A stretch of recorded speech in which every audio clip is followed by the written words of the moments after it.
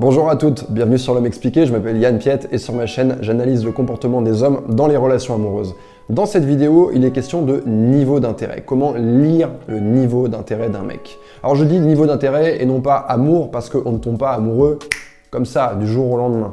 C'est quelque chose qui va se faire progressivement.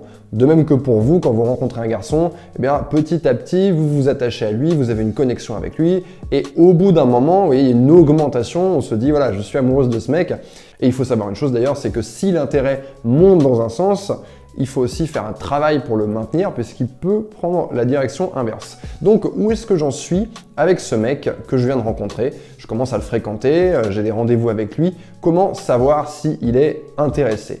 Le premier signe auquel vous ne devez pas trop faire attention, c'est la déclaration. C'est un signe que les femmes attendent beaucoup. Est-ce qu'il va me dire je t'aime? Est-ce qu'il va me dire je sais pas, quelque chose d'autre, une poésie, enfin j'en sais rien, enfin avec ces mots à lui, ben ça, j'ai envie de vous dire, on va le balayer, on s'en fout un petit peu, pourquoi? Parce qu'il y a certains mecs qui ne sont pas du tout à l'aise avec ça. Et il y a des mecs qui sont très à l'aise avec ça, mais du coup, qui vont faire des déclarations, dire je t'aime. Je vois ça tout le temps en coaching, j'ai eu plein de coaching comme ça, où les femmes ont rencontré un homme qui leur fait les grands yeux doux, je t'aime par-ci, je t'aime par-là, je veux faire des enfants avec toi, mais qui à côté vont draguer d'autres meufs, vont fréquenter plusieurs partenaires, donc c'est pas un signe sur lequel on a trop envie de se fier, c'est un signe un peu foireux.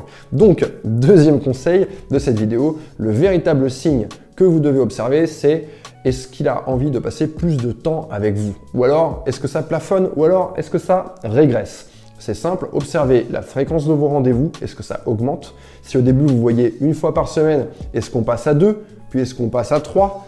Et observez la durée de ces rendez-vous. Est-ce que au début on commence à se voir mardi, jeudi, peut-être qu'il va demander à vous voir vendredi. Ah, on dort ensemble, on déborde un peu sur le samedi. Donc observez cette chose-là, c'est très important. Quand un homme est intéressé, il a envie de passer plus de temps avec vous. Troisième conseil pour lire l'intérêt d'un homme, est-ce qu'il va initier des choses? Est-ce qu'il va être proactif? Et pour ça, pour observer ça, vous devez lui laisser de la marge. Parce que si vous êtes la première à chaque fois à lui proposer quelque chose et que vous proposez plusieurs fois par semaine, vous n'allez pas lui laisser de la place pour vous proposer. Donc, laissez-le tranquille, 2, 3, 4 jours et regardez s'il prend son téléphone et qu'il vous écrit ou qu'il vous appelle pour vous proposer d'aller au ciné, d'aller faire une promenade, d'aller au bowling, que sais-je encore. Et on écarte bien sûr de ces propositions les coups de fil à 20 h pour vous voir à minuit, enfin les choses qui ont lieu le jour même uniquement pour coucher avec vous. Et ce qui va être proactif, mais avec une certaine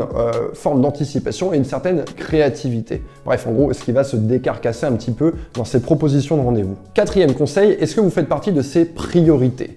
Vous pouvez deviner quelles sont les priorités d'un homme, regardez ce qu'il fait, regardez ce dont il vous parle. Généralement, on a la famille, on a le travail, on a les enfants s'il a des enfants, on a les amis, on a le sport, on peut avoir le football. Bref, regardez où est-ce que vous vous situez dans cette liste de priorités et est-ce que parfois il fait passer des choses, comme le football, par-dessus, enfin, qui fait passer des choses en termes de priorité devant vous.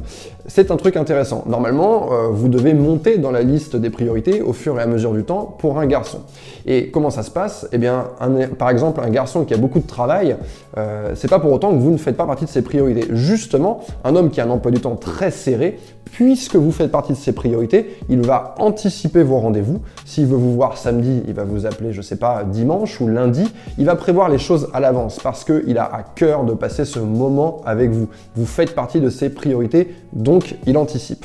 Cinquième conseil, est-ce qu'il vous protège? Alors, je sais que ça fait tout de suite genre l'homme de Néandertal qui va protéger la femelle, mais en réalité, c'est pas ça. C'est plutôt, est-ce qu'il est soucieux de votre bien-être, de votre confort? Est-ce qu'il a envie que vous soyez bien? Quand il y a une personne à laquelle on tient, une personne qui nous est chère, on a envie que cette personne soit bien, qu'elle ne soit pas en danger, qu'elle se sente bien, qu'elle ne soit pas malade, etc., etc. Donc regardez, il y a 1000 petites situations dans la vie qui vont vous permettre de voir sa réaction quand votre confort baisse. Je prends un exemple tout bête, vous mettez des nouvelles chaussures, vous avez des énormes ampoules, est-ce qu'il en a quelque chose à foutre? Est-ce qu'il vous propose de rentrer maintenant ou est-ce qu'il a envie de vous faire marcher pendant 10 km? Est-ce qu'il s'inquiète de savoir si vous êtes bien rentré chez vous? je sais pas, si vous devez le retrouver, vous dites je pars et que finalement le temps se rallonge, est-ce qu'il s'inquiète de ça? Alors, je vous invite pas à jouer là-dessus et à faire exprès de ne pas envoyer de message et de le laisser dans le flou, etc., parce que vous allez avoir suffisamment d'opportunités dans la vie pour vérifier comment il se comporte quand vous êtes dans une situation où, voilà, c'est pas très confortable. Sixième conseil de cette vidéo, est-ce qu'il met son énergie à votre service? Alors, tous les hommes sont différents, ils n'ont pas les mêmes aptitudes, il y en a certains qui sont très manuels, d'autres pas du tout, certains très créatifs, d'autres pas du tout, mais vous allez juste observer s'il met son énergie à votre service. Ça peut être n'importe quoi. Est-ce qu'il vous propose de vous faire un café, de vous payer un café s'il n'a pas de quoi faire le café? Est-ce qu'il vous propose de cuisiner quelque chose pour vous? Est-ce qu'il vous propose de vous raccompagner chez vous en voiture ou alors de vous raccompagner à pied? Est-ce qu'il vous propose de vous faire un massage? Ça peut être n'importe quoi, ça peut être de réparer quelque chose chez vous, mais la question est la suivante. Est-ce qu'il est capable de mettre son énergie à votre service? Septième conseil de cette vidéo, un conseil un peu plus léger, c'est est-ce qu'il va y avoir des échanges matériels entre vous? Parce qu'il y a certains mecs, ils vont mettre une infinie précaution à ne rien laisser chez vous, à ne laisser aucune trace, comme si ils allaient disparaître le lendemain.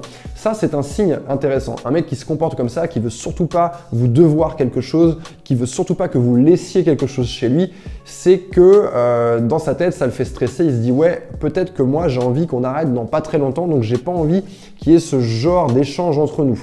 Donc surveillez ça. Normalement, quand on commence à se fréquenter, naturellement, il va y avoir ce genre de truc. Peut-être que vous allez le laisser une culotte chez lui, peut-être qu'à un moment donné, il va laisser son chargeur, peut-être que vous allez lui prêter un bouquin, peut-être qu'il va oublier sa montre. C'est un petit signe, mais c'est un petit signe intéressant parce que justement, si vous êtes face à un mec qui va utiliser beaucoup d'énergie pour avoir du contrôle et faire bien attention à bien compartimenter, bah c'est un peu bizarre. Huitième et dernier conseil de cette vidéo, est-ce qu'il vous présente aux gens qui lui sont chers? Alors bien sûr, ce ne sera pas sa famille immédiatement, hein, ça va arriver peut-être dans quelques mois, mais est-ce qu'il a envie de vous présenter à ses meilleurs amis, aux gens avec lesquels il a la plus forte connexion? D'abord, il va commencer par parler de vous à ces gens. Il va les saouler avec vous s'il est vraiment intéressé, puisque vous avez une importance à ses yeux, eh bien vous rentrez dans sa vision de la vie, dans son univers, donc il va vous citer comme ça. Et ensuite, il va vouloir vous présenter de manière plus ou moins à droite. Parfois, ça va très bien se faire. Vous allez croiser quelqu'un qui connaît. Ah bah tiens, je te présente ma copine. Est-ce qu'il vous intitule comme sa copine? Essayez de voir ça, c'est intéressant également. Et évidemment, à partir du moment où il a envie de faire se mélanger vos univers, bah, c'est bien d'aller dans le même sens que lui. Voilà, c'est tout pour cette vidéo. Je vous ai donné des signes d'intérêt qui sont vraiment solides, des signes auxquels vous pouvez vous fier. Alors évidemment, tous ces signes d'intérêt ne vont pas tomber en même temps, ils ne vont pas tomber le même jour, mais rassurez-vous, c'est parfaitement normal. De même que vous n'allez pas tomber amoureuse d'un homme d'un coup, d'un seul, comme si vous vous étiez cogné la tête dans une porte, eh bien lui c'est pareil, ça va se faire progressivement au fil de l'eau, il faut du temps pour ça. Et d'ailleurs, inquiétez-vous plutôt si ça va très très vite, parce que si ça va très très vite, alors que vous n'êtes encore qu'une inconnue à ses yeux, bah, c'est peut-être qu'il tombe amoureux de la représentation qui se fait de vous. Peut-être que ça se passe dans sa tête. Et bah, nous, on préfère forcément que ça se passe suite à l'expérience que vous avez, lui et vous.